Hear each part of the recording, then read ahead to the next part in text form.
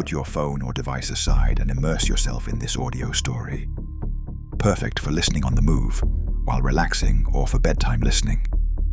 We release new stories daily, so make sure to like and subscribe to not miss out. This story is based on true events. The woman who made blood lie. In Silicon Valley, where billions are built on promises, one woman turned a single drop of blood into a $9 billion empire. Her technology was revolutionary. Her vision was unshakable. Her company was the future of medicine. There was just one problem. None of it was real. This is the dark business story of Elizabeth Holmes, the billionaire who didn't just lie to investors. She lied to dying patients.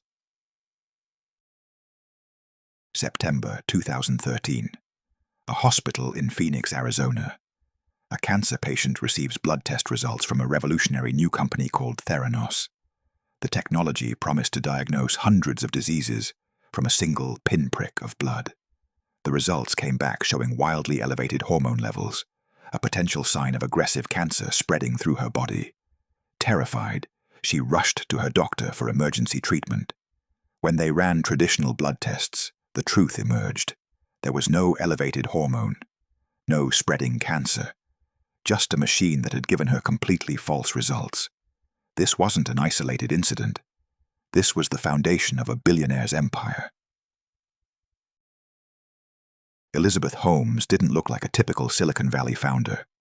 At 19 years old, she dropped out of Stanford University with a vision that seemed pulled from science fiction, blood testing that required no needles, no vials, no pain, just a finger prick and a small black box called the Edison. The pitch was intoxicating. Current blood testing required large samples, expensive equipment, and days of waiting. Holmes promised instant results from a few drops of blood, available at your local pharmacy for a fraction of the cost. It was healthcare democratized, medicine revolutionized, a corporate scandal waiting to explode. But Holmes understood something darker about Silicon Valley. Vision matters more than reality. She cultivated an image of obsessive genius, wearing black turtlenecks like Steve Jobs, speaking in an unnaturally deep voice that commanded attention, working 20-hour days to manifest her mission. She told investors and journalists that her uncle's death from skin cancer had inspired her crusade. Early detection could save millions of lives. The narrative was perfect. A young female entrepreneur disrupting a male-dominated industry, driven by personal tragedy, armed with world-changing technology. Investors didn't just write checks. They bought into a myth. By 2004, Theranos had raised $6 million from venture capitalists who never asked to see the technology actually work. This was the first fracture in what would become a monument to wealth and deception. Holmes assembled a board of directors that read like a political hall of fame. Henry Kissinger, George Shultz, James Mattis, William Perry, former secretaries of state and defense, men with legendary reputations and zero medical expertise. This wasn't oversight.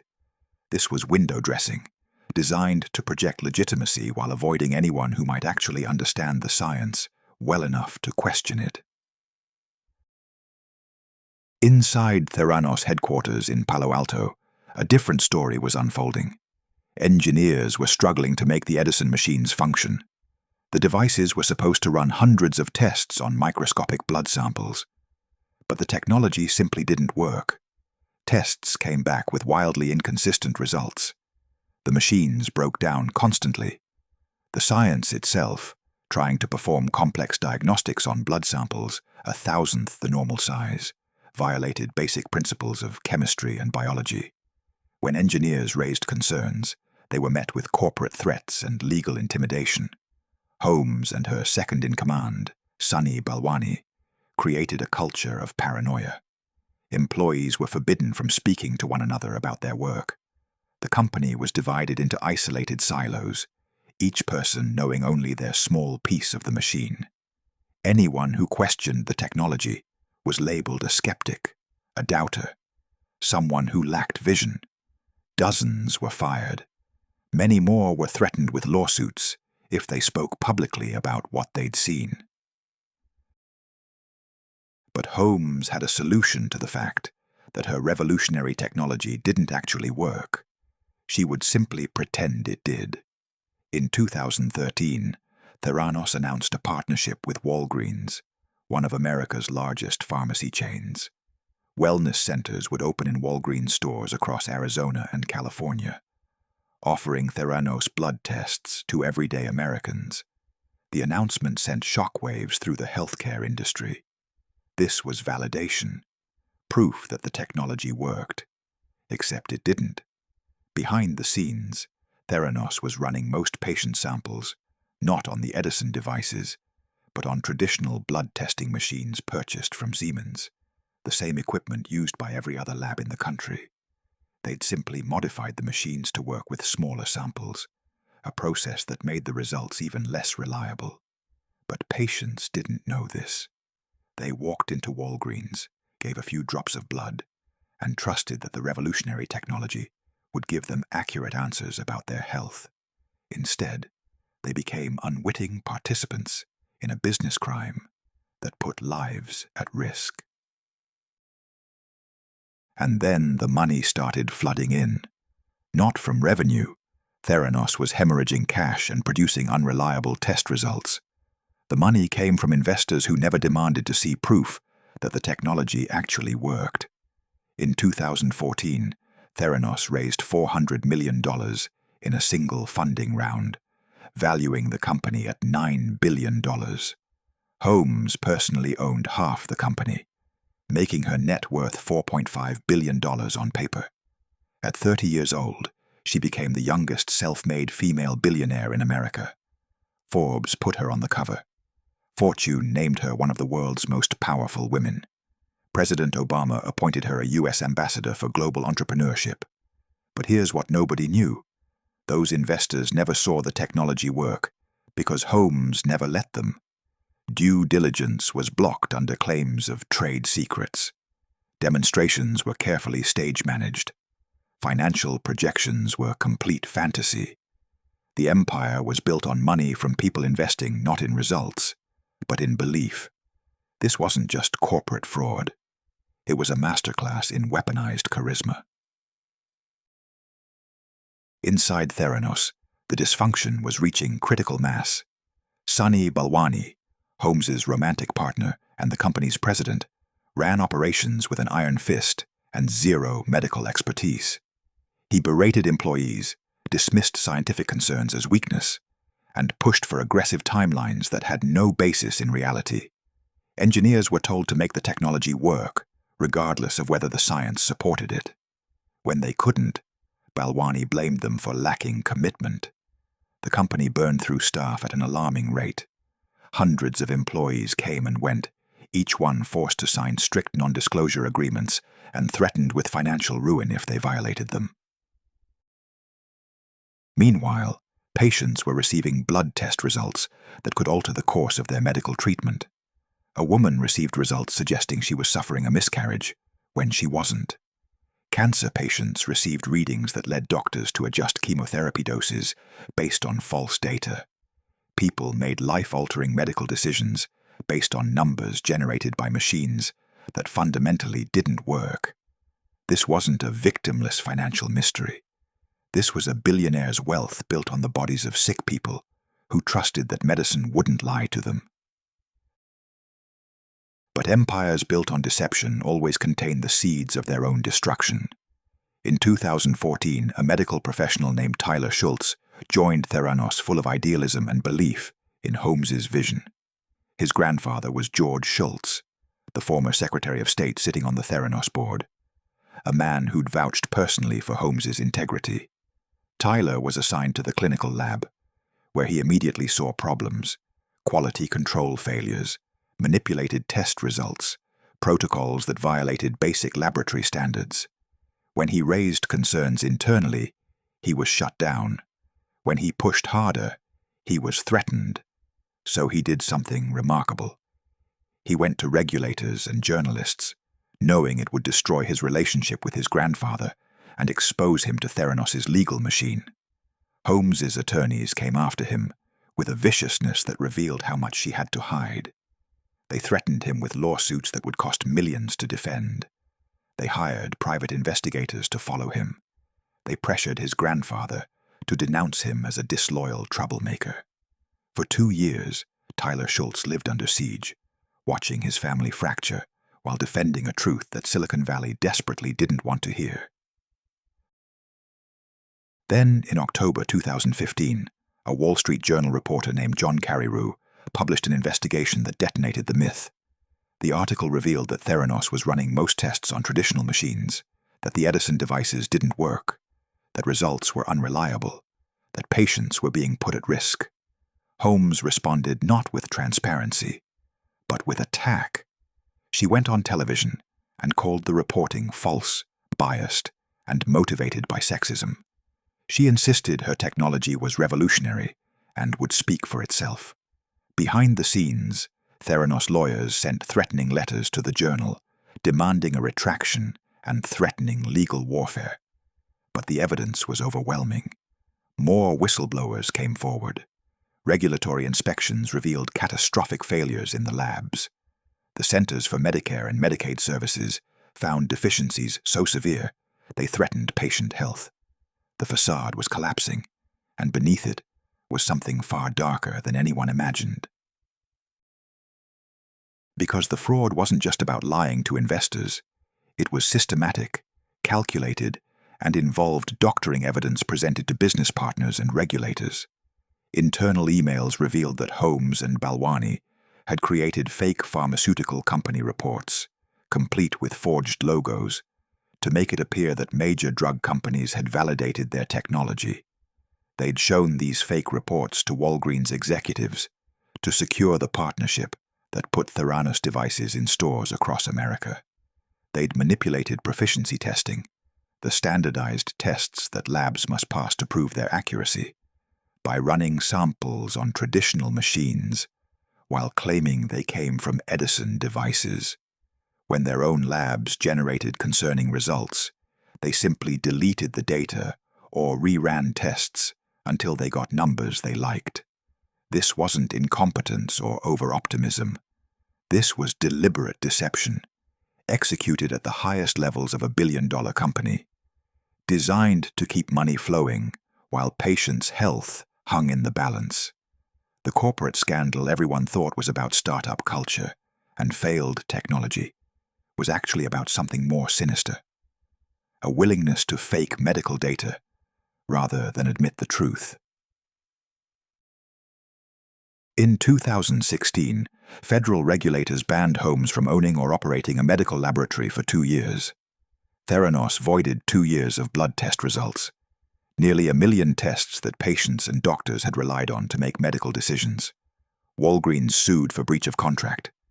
Investors who'd poured hundreds of millions into the company began demanding answers. The $9 billion valuation evaporated overnight. Holmes's personal net worth, once $4.5 billion, was revised by Forbes to zero. She'd gone from the cover of magazines to the front page of criminal investigations. But Holmes didn't disappear quietly into the shadows of Silicon Valley's graveyard of failed startups. In 2018, federal prosecutors indicted her on 9 counts of wire fraud and 2 counts of conspiracy to commit wire fraud.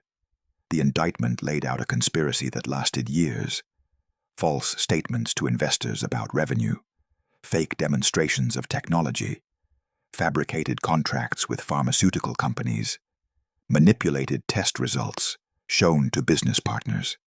Each count carried a maximum sentence of 20 years in prison. Sunny Balwani was indicted separately on the same charges. The government's case was clear. Holmes and Balwani had built a criminal enterprise disguised as a healthcare revolution, profiting from lies while putting patients in danger. The trial, which began in September 2021, revealed the full architecture of the deception. Prosecutors presented emails showing Holmes personally directing employees to use fake pharmaceutical company logos. They showed financial projections that bore no relationship to reality. Theranos projected revenue of $1 billion in 2015, when actual revenue was about $100,000. They brought forward patients whose lives had been disrupted by false blood test results.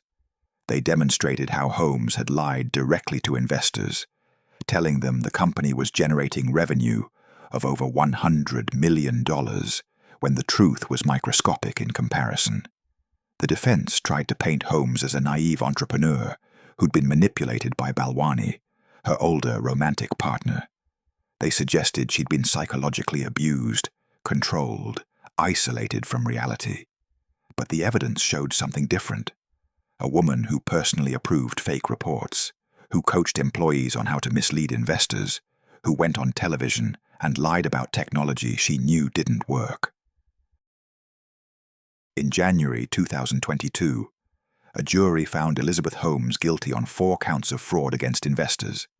They acquitted her on charges related to defrauding patients, not because she hadn't harmed them, but because the prosecution's burden of proving intent beyond a reasonable doubt was harder to meet. The split verdict revealed an uncomfortable truth about how the justice system values money versus lives. Lying to wealthy investors about financial returns brought consequences. Giving false medical results to sick patients was legally murkier. In November 2022, Holmes was sentenced to 11 years and 3 months in federal prison.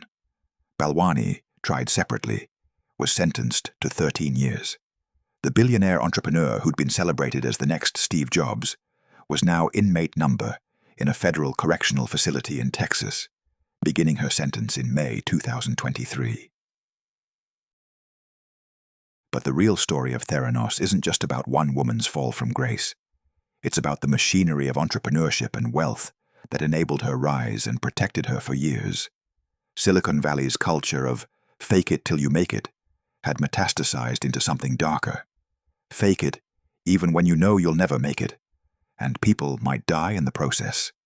Venture capitalists invested hundreds of millions without demanding proof the technology worked, because they trusted Holmes's pedigree and charisma more than they trusted science.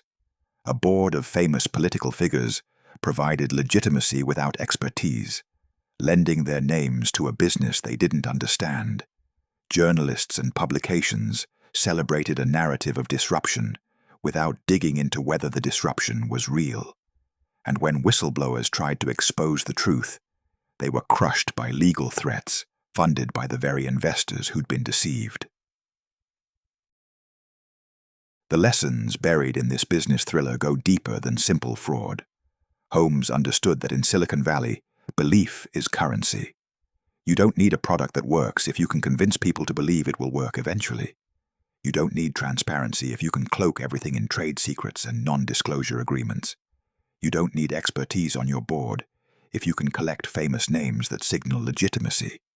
She weaponized the psychology of aspiration, selling investors not on data, but on the vision of what they wanted to believe. That a 19-year-old Stanford dropout could revolutionize medicine through sheer force of will. It was the American entrepreneurship dream, taken to its darkest extreme, where the narrative became more valuable than reality, and maintaining the lie mattered more than the human cost.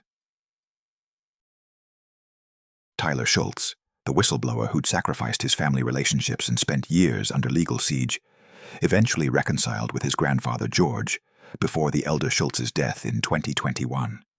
But that reconciliation came only after George Schultz finally accepted that his belief in Elizabeth Holmes had been misplaced, that his legacy had been used to prop up a fraud, that the grandson he'd denounced had been right all along. It was a rare moment of accountability in a story filled with people who enabled the deception and faced no consequences. Most of the investors who lost money were wealthy enough to absorb the loss. Most of the board members simply moved on to other prestigious positions. The patients who received false results scattered back into their lives, many never knowing their tests had been unreliable. Today, Elizabeth Holmes sits in federal prison, scheduled for release in 2032. She gave birth to 2 children before beginning her sentence, a fact that sparked debate about privilege and accountability. Wealthy defendants delaying justice through appeals while building families, while poorer defendants sit in jail awaiting trial for years. The Theranos office in Palo Alto is gone, the company dissolved, the Edison machines dismantled, or gathering dust as evidence in government warehouses. But the conditions that enabled Holmes haven't disappeared. Silicon Valley still celebrates visionary founders who promise to disrupt industries they barely understand. Investors still pour billions into companies based on charisma and narrative rather than evidence. The pressure to project success while hiding problems still drives startup culture. And somewhere, right now, another entrepreneur is pitching another revolutionary technology, and investors are writing checks based on belief rather than proof. And the cycle continues. Because the darkest truth about the Theranos scandal isn't that Elizabeth Holmes lied. It's that the entire ecosystem wanted to believe her lies. Investors wanted to believe they'd found the next Apple. Journalists wanted to believe they'd discovered a female Steve Jobs. Board members wanted to believe their reputations were attached to something revolutionary. Even Holmes herself seemed to believe, at some level, that reality would eventually catch up to her vision if she just lied convincingly enough for long enough. The fraud succeeded because everyone had an incentive to ignore the evidence and embrace the myth. That's not just a story about one woman's greed and deception. That's a story about how wealth and power are built in modern capitalism, on narratives more than products, on perception more than performance, on the willingness to believe what serves us rather than what's true. The $9 billion that Elizabeth Holmes conjured from a drop of blood was always an illusion. The only thing real was the damage left behind when the illusion finally shattered. And in the wreckage, you can see the blueprint for every corporate scandal yet to come. The charismatic founder, the unquestioning believers, the silenced doubters, and the bodies counted only after it's far too late to matter. That's the dark side of business, where blood doesn't just power tests. Sometimes it's what empires are built on. Subscribe and listen to our next story below.